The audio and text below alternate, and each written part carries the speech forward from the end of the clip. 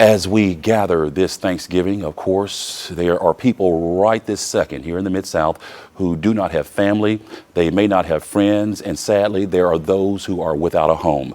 But today, several organizations made sure that those without those things at least got a good meal. My day started this morning by running into a man who calls himself Hound. He's a disabled veteran who doesn't have a home, but just by his infectious spirit today, you couldn't tell it.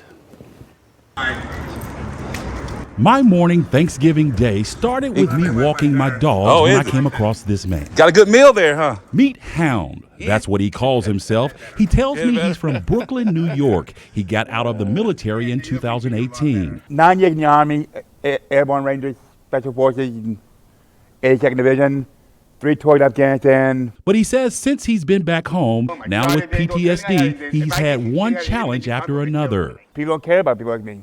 But he says this Thanksgiving day is different. So you said you hadn't eaten in 3 days? I haven't had a real big meal in 3 days, a real meal in 3 days. And you're diabetic? Yeah, I have extreme hypoglycemia. My blood sugar falls. Hound tells me he got a meal this holiday from some nice folks handing out plates. He says he got it at what he calls Squirrel Park. Though it's easy to see how it got its street name, it's officially called Court Square Park in downtown Memphis. Later, I went there to thank the folks, but I was told they had gone.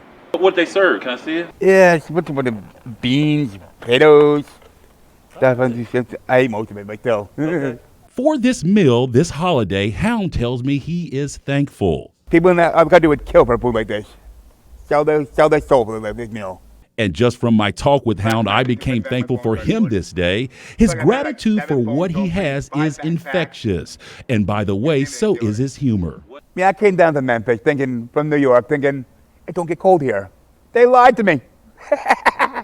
Hound tells me he recently had his phone charger stolen, so we took a walk. He didn't ask for a thing, but this day, thanks to the good folks in the park, he, if just for this moment, is able to smile. So this should get you a room for tonight.